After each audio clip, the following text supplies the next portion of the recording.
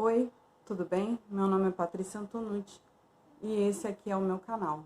Hoje eu quero convidar vocês a gente conversar um pouco sobre a questão do crime de estupro, já que a gente está com essa questão do Neymar, que tá bombando, né? Tá passando em tudo quanto é lugar.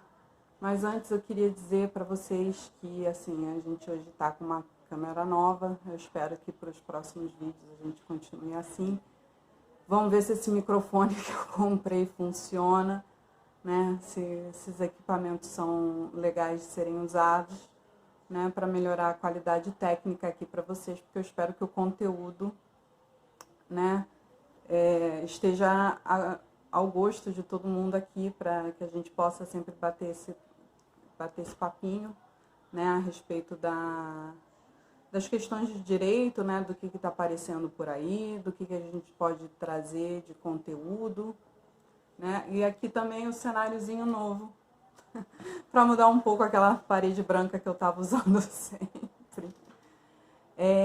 Assim, eu não vou comentar a respeito do caso do Neymar, como tem aparecido, né, o que ele falou, o que ela falou, o que o delegado, o advogado, eu acho que tem muita gente que está falando sobre isso. Eu acho que a gente pode, na verdade, ter um olhar sobre as outras situações que estão acontecendo ali, né, e que a gente tem que pensar quando vê um caso mais ou menos parecido com esse.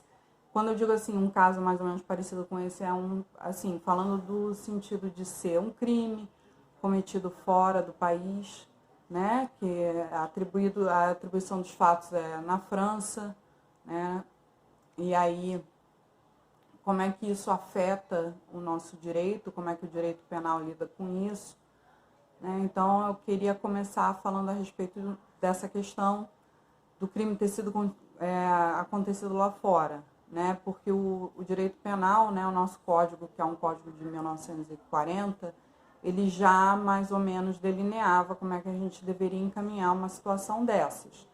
E no caso, né, a França tem esse crime também, mas não processou, né? Dificilmente algum país ocidental não vai considerar o estupro. Acho que nenhum país, mesmo em países assim, eu não vou colocar que são países mais ou menos, mas a gente tem que entender que muitas vezes a forma como as pessoas entendem as coisas não são da maneira como nós entendemos, né? Existem culturas diferentes. Aqui eu não estou fazendo um juízo a respeito disso, mas só constatar que pode ser que aconteça que existe um país que não considere o estupro crime. Inclusive porque até um tempo atrás, dentro de um casamento, se o marido forçasse a mulher a ter sexo, isso não era considerado estupro. Hoje em dia, qualquer coisa fora do consentimento pode ser considerado estupro. Inclusive, assim, se a gente fosse estender essa questão do histórico do crime de estupro no Brasil, a gente também teve muitas mudanças durante a primeira década, né, de 2000, porque antigamente o estupro só podia ser cometido contra a mulher, apenas a mulher poderia ser vítima, porque ele era muito específico na questão de ter definido que o estupro era a questão do pênis e da vagina, né? Se não houvesse a introdução do pênis na vagina, não era estupro. Isso mudou. Tanto mudou que você estendeu quem pode ser vítima de um estupro, né? Um homem pode ser vítima de um estupro. Ele pode ser forçado a fazer um ato sexual ao qual ele não queira participar. E isso diz muito a respeito de como agora a gente entende essa questão, inclusive nessa parte da interpretação de consentimento. Mas, assim, isso é, de repente, um assunto para a gente estender num outro vídeo. O que eu queria trazer aqui é essa questão, né, de que a gente tem que lidar, que o crime foi fora, mas os dois são nacionais, os dois voltaram, né, nacionais do Brasil, voltaram. Ela fez o BO aqui, E por conta disso, a Justiça do Brasil não pode deixar de processar esse caso. Processar no sentido de investigar, verificar se há indícios mínimos de crime e aí seguir adiante com todo o procedimento de um processo criminal, né? Com denúncia e audiências e sentença, né? Então a gente tem que pensar nessa situação. E essa primeira parte. No caso, ele estava sendo processado dentro da delegacia em segredo de justiça. Mas olha onde é que esse segredo de justiça foi parar, né? No lixo, basicamente. Por quê?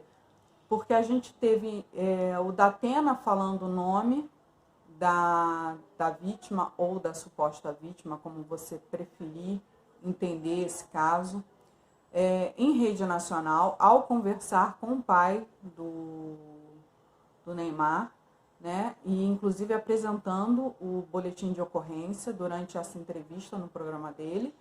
E o Neymar que fez um vídeo pro aplicativo Instagram, no qual ele mostra trechos de conversa dele com a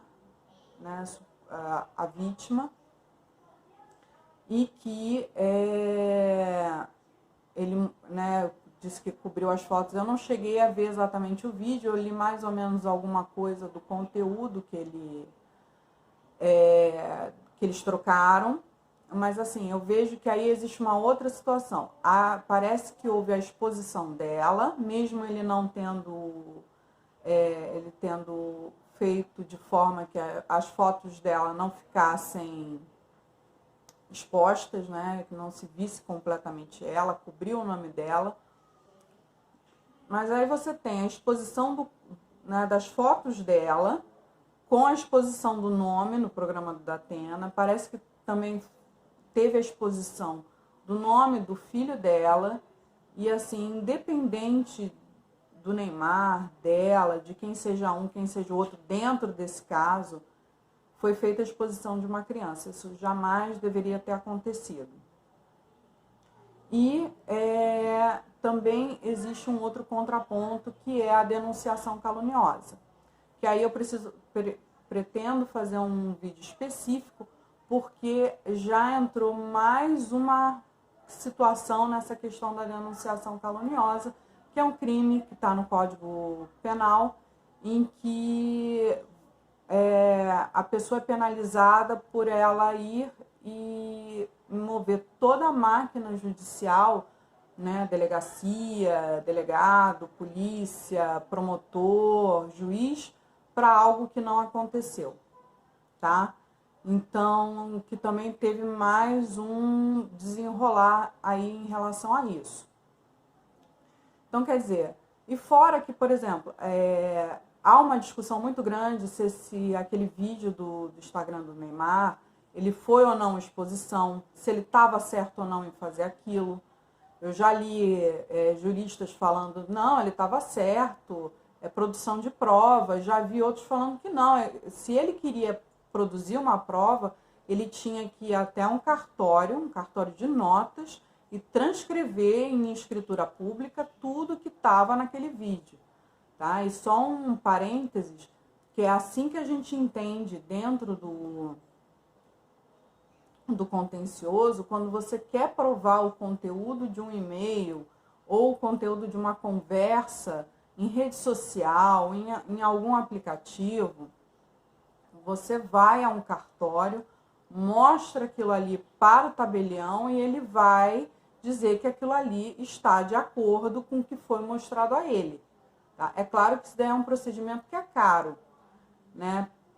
Assim, né? Normalmente aqui no Rio, pelo menos, em que a gente tem muito cartório extrajudicial que é particular, quer dizer, é dado uma concessão pelo tribunal, né? Aí o serviço pode acabar ficando um pouco caro. Mas é uma forma de você garantir que aquela conversa vai estar transcrita por um documento que vai ter fé pública, né? E era o que ele deveria ter feito. E um outro ponto aquilo ali é um meio de prova, aquilo ali não é como é que a gente pode colocar aqui? Aquilo ali não é a prova definitiva de que não aconteceu o crime, porque afinal de contas ninguém estava no quarto junto com eles.